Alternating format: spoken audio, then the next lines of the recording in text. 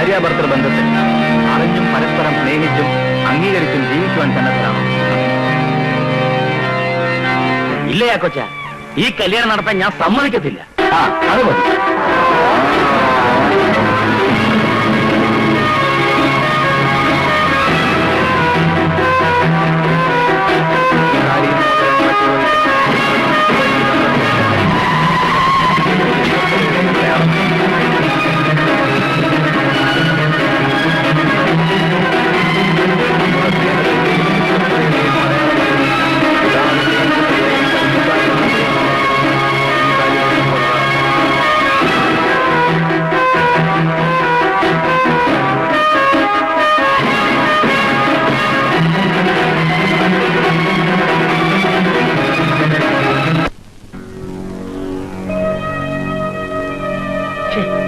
എന്തായിരുന്നാലും ഈ കല്യാണം നടക്കാൻ പാടില്ലായിരുന്നു.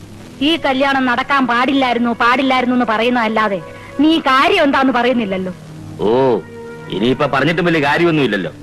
പെട്ടെന്നൊരു തീരുമാനമെടുക്കാനും മൂന്നും കൂടി ഒന്നിച്ച് വിളിച്ചോലി കല്യാണം നടത്താനും അവരെന്നെ എത്ര തിടുക്കം കാണിച്ചെന്നാണ് എനിക്ക് മനസ്സിലാകാത്തത്. കർത്താവിന്റെ അനുഗ്രഹം കൊണ്ടാ ആ പിള്ളേർ വീട് മാറി ഇവിടെ പെണ്ണ് കാണാൻ വന്നത്. പറഞ്ഞു വന്നപ്പം അറിവും പരിചയമുള്ള ആൾക്കാര്. മത്തായിയുടെ ഇന്നത്തെ സ്ഥിതിക്ക് ഇതിലും വലിയ എത്രയോ ആലോചന കിട്ടേണ്ടതാ. പെണ്ണിനെ ഇഷ്ടപ്പെട്ടതുകൊണ്ട് അവര് വേറൊന്നും ആവശ്യപ്പെട്ടില്ല. കല്യാണം ഉടനെ നടത്തണമെന്ന് പറഞ്ഞപ്പം ഞാനങ്ങ് സമ്മതിച്ചു. ഉടനെ തന്നെ നിന്നെ വിവരം അറിയിച്ചല്ലോ. പിന്നിപ്പൊ എന്തോ നടാ ഒരു കുഴപ്പം? അമ്മച്ചി, ഇഞ്ചക്കാടന്മാർക്ക് പണവും പ്രതാപവും ഉണ്ടെന്ന് കരുതി എല്ലാം തേഞ്ഞവന്മാരാണെന്ന് അമ്മച്ചി കരുതണ്ട. എടാ, ഇഞ്ചക്കാട്ടുകാർക്ക് എന്നാടാ ഒരു കുഴപ്പം? നമ്മളെ പോലെ തന്നെ തറവാട്ടുകാരാവരും. അവന്മാർ തറവാട്ട് ഗുണത്തെ പറ്റിയൊന്നും അമ്മച്ചി ഇപ്പൊ പറയണ്ട. ഇങ്ങനെ കടന്ന് വളച്ചു കെട്ടാതെ നീ കാര്യം എന്താന്ന് പറ.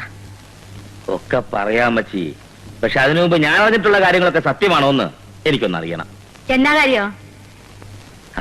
എല്ലാം പറയാം. അയ്യോ, അടുപ്പി പാല് വെച്ചിരുന്ന കാര്യം അങ്ങ് മറന്നു.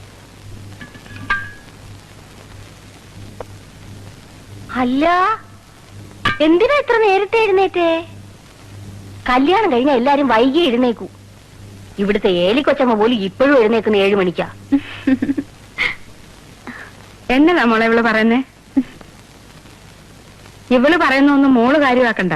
ഇവളെ വാപോയ വാക്കത്തിയാ. രാവിലെ മോള് കുളിയൊക്കെ കഴിഞ്ഞോ? എന്നിട്ട് തന്നെ അങ്ങ് മാറി നിൽക്കുന്നേ. ഇങ്ങോട്ട് വാ. ഇനി ഇവിടുത്തെ കാര്യങ്ങളൊക്കെ നോക്കി നടത്തേണ്ടത് മോളാ. തങ്കച്ചനുണ്ടേ കൊടുക്ക്. അവൻ എഴുന്നേറ്റോ? ഇല്ല, വലിയ ഉറക്കക്കാരനാ. ഓ, എന്നതാ ഇത്ര കണിക്കാൻ? ഞാൻ ഓരോന്ന് ആലോചിച്ച് ചിരിച്ചു പോയതാണേ. അയ്യടി, അങ്ങനെ ഇപ്പൊ ഒന്നും ആലോചിക്കണ്ട കേട്ടോ. ആ അരിപ്പൊടി എടുത്തൊന്ന് നനച്ചേ. അയ്യോ, ഞാനും അതാ ഇപ്പൊ ആലോചിച്ചേ.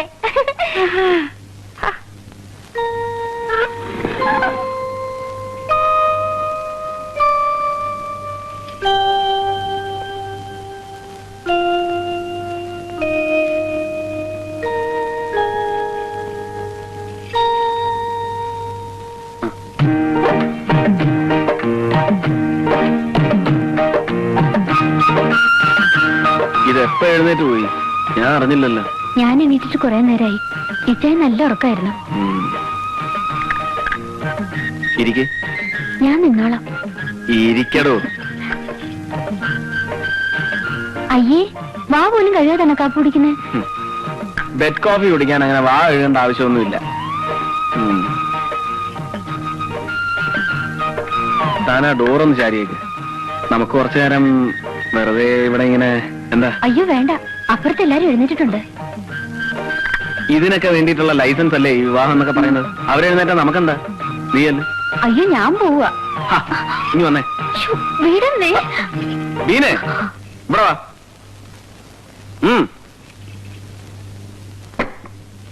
ഇവിടെ വാ. ഇങ്ങോട്ട് നീങ്ങിക്ക്. അനങ്ങിപ്പോരുത്.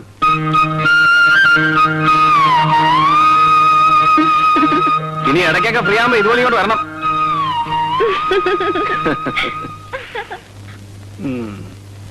മേശ കസേര വാടക 2500, കല്യാണ പന്തല് 3250, ബേക്കറി സാധനങ്ങള് 4500, കാർ വാടക 6200, കൂലിച്ചെലവ് 1200. ആകെ നിനക്ക് ഞാൻ തന്നത് 20,000 രൂപ. ചെലവായത് 17,650 രൂപ. ബാക്കി 2350 രൂപ എവിടെയാണെന്നാ ഞാൻ ചോദിച്ചത്. അതങ്ങാ നിന്റെ പോക്കറ്റിൽ ഉറങ്ങി കിടക്കുന്നുണ്ടെങ്കിൽ അതങ്ങ് എടുത്തേ. അത് പിന്നെ അപ്പച്ച ഈ കസേര മേശ എഴുതിയോ? ഈ മേശ കസേര എന്ന് പറയുന്നതല്ലോ കസേര മേശ. ഇതിൽ തന്നെ ഒരുപാട് കള്ളക്കണക്കുകൾ എഴുതിയിട്ടുണ്ട്. അതെനിക്ക് അറിയാഞ്ഞിട്ടല്ല, അതുകൊണ്ടാ ഞാൻ ചോദിക്കുന്നത്. മോനെ 2350 രൂപ എവിടെ? 2350. ആ ആലോചിച്ചിട്ട് പറഞ്ഞാ മതി. കല്യാണം കഴിഞ്ഞിട്ട് ഒരാഴ്ചയായി, ഇന്നാണ് അവ കണക്ക് കൊണ്ടുവരുന്നത്. അപ്പച്ച അപ്പച്ചൻ തന്ന 20,000 രൂപയാണെന്ന് ഉറപ്പാണോ അതോ 17,000 രൂപയോ? ഒറ്റ അടി വെച്ചെന്നാണ്ടല്ലോ. ഞാനൊരു സത്യം പറയട്ടെ. എടാ വല്ലപ്പോഴെങ്കിലും ഒരു സത്യം പറ, കേൾക്കാനുള്ള കൊതിയുണ്ടാ. അപ്പച്ച ഇച്ചായന് കുറെ കൂട്ടുകാരില്ലേ? ആ കൂട്ടുകാർ പാർട്ടിക്ക് വരുമ്പോ അവരുടെ ചെലവിൽ മദ്യം വാങ്ങിച്ചോണ്ട് വരാന്ന് പറഞ്ഞു. ഞാൻ പറഞ്ഞു അങ്ങനെ അവരുടെ ചെലവിൽ മദ്യം വാങ്ങിച്ചോണ്ട് വരാണെങ്കിൽ അതിന്റെ ക്ഷീണം ഇന്ത്യക്കാരൻ മത്തായിക്കാണെന്ന്. അതുകൊണ്ട് ഞാൻ കുറച്ച് മദ്യം വാങ്ങിച്ചു. അങ്ങനെയാണ് ഈ 2350 രൂപ ചെലവായത്. എടാ നീ പറഞ്ഞത് നേരാണോ? എന്താണ് അപ്പച്ച? നിന്റെ കൂട്ടുകാർക്ക് മദ്യം മേടിച്ചു കൊടുക്കണമെന്നും പറഞ്ഞ് എന്റെ കയ്യിൽ നിന്ന് 2350 രൂപ മേടിച്ചു. അപ്പച്ചന്റെ കൂട്ടുകാർക്ക് മദ്യം വാങ്ങിച്ചു കൊടുക്കണമെന്നും പറഞ്ഞ് അവൻ എന്റെ അടുത്ത് 1500 രൂപ വാങ്ങിച്ചല്ലോ. ഇവന്റെ തന്നെ കൂട്ടുകാരെ സൽക്കരിക്കാനാണെന്ന് പറഞ്ഞ് എന്നോടും വാങ്ങിച്ചല്ലോ 2000 രൂപ. അതെ, ഞാനൊരു കാര്യം പറയാം. കല്യാണം ജോറായിട്ട് നടത്തണമെങ്കിൽ കുറച്ച് കാശ് ചെലവാകും. അതിന് അപ്പച്ചനെ പോലെ വെറ്റില 7 രൂപ 15 പൈസ, അടയ്ക്ക് 6 രൂപ 3 പൈസ, ചുണ്ണാമ്പ് 10 രൂപ 10 പൈസ എന്നൊന്നും എഴുതി വെക്കാൻ പറ്റില്ല. ഇതിനെയാണ് ജനറേഷൻ ഗ്യാപ്പ് എന്ന് പറയുന്നത്. അയ്യടാ ജനറേഷൻ ഗ്യാപ്പാ? കാശിന്റെ കണക്ക് ചോദിക്കുമ്പോ ജനറേഷൻ ഗ്യാപ്പ് എന്ന് പറയാ? മേലിൽ ജനറേഷൻ ഗ്യാപ്പ് എന്ന് പറഞ്ഞിട്ടുണ്ടെങ്കിൽ അടിച്ച് നിന്റെ മോന്തര എനിക്ക് വരണം. എന്റെ ദൈവമേ തങ്കച്ച, ദേ ഈ കാശ് ചെലവാക്കണ കാര്യത്തില് അപ്പച്ചന് ഒരു ബുദ്ധിമുട്ടില്ല മോനെ. പക്ഷെ നോക്കിയും കണ്ടും ചെലവാക്കിയില്ലെങ്കിൽ ഞാൻ സമ്പാദിക്കുന്നതൊക്കെ വെറുതെ ആയി പോവില്ലേ? അപ്പച്ചന്റെ വികാരം എനിക്ക് ഒന്ന് പോടാ. നിന്നെ കൊഞ്ചിച്ച് എന്റെ എല്ലാം അത് അപ്പച്ചനുള്ള മധുരമില്ലാത്ത.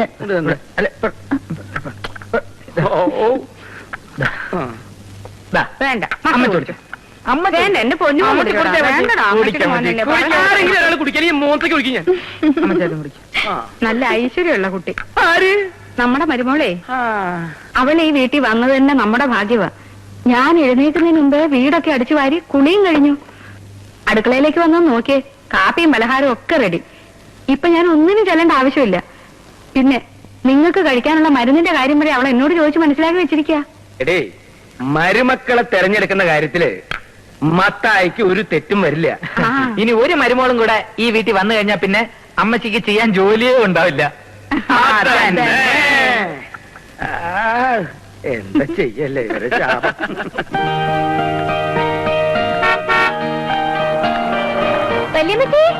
അവരെത്തി.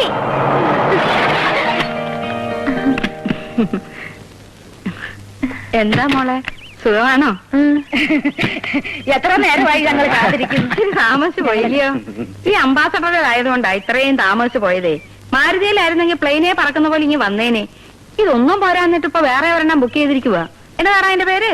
ഓ എന്റെ അമ്മച്ചി, ഈ കാര്യങ്ങളൊക്കെ സംസാരിക്കാൻ ഇനി ഒരുപാട് സമയമുണ്ടല്ലോ. അതന്നെ. അല്ല, നിങ്ങൾ ഈ കാറൊന്നും മേടിക്കുന്നില്ലയോ?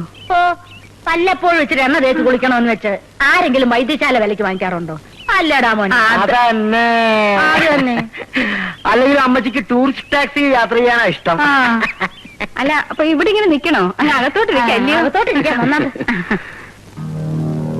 ദേവിച്ച, എന്തിരിപ്പായിരിക്കുന്ന? അവരെല്ലാം വന്നിരിക്കുന്നു. വാ, എണീറ്റ് വാ.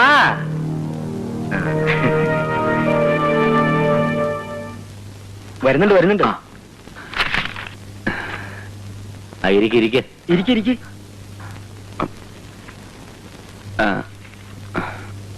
അല്ല, അങ്കിളിന് നല്ല സുഖമില്ലാന്ന് തോന്നുന്നു.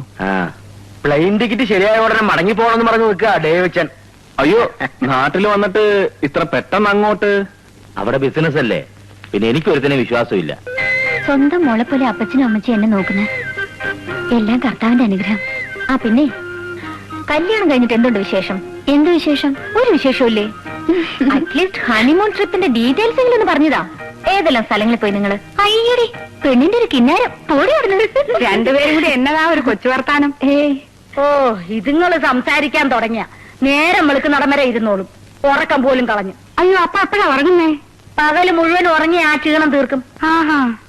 ദീന പോയതോടെ എവിടെ കളിയും ചിരി ഉത്സാഹവും പകുതി ഉറഞ്ഞു. എന്നാ പിന്നെ ഒരു കാര്യം ചെയ്യേ, ഷേലി അങ്ങോട്ട് പോര്. എന്നാത്തിനാ ഹോസ്റ്റലിലൊക്കെ നിന്ന് കാശ് കളയുന്നേ? ഞങ്ങളുടെ വീട്ടിൽ നിന്ന് വളരെ അടുത്തല്ലയോ കോളേജ്? അയ്യോ, അത് ശരിയാവില്ല. ചേച്ചിയുടെ കൂടെ താമസിച്ച വാചകം മാത്രമേ നടക്കൂ, പഠിത്തം നടക്കുകയില്ല.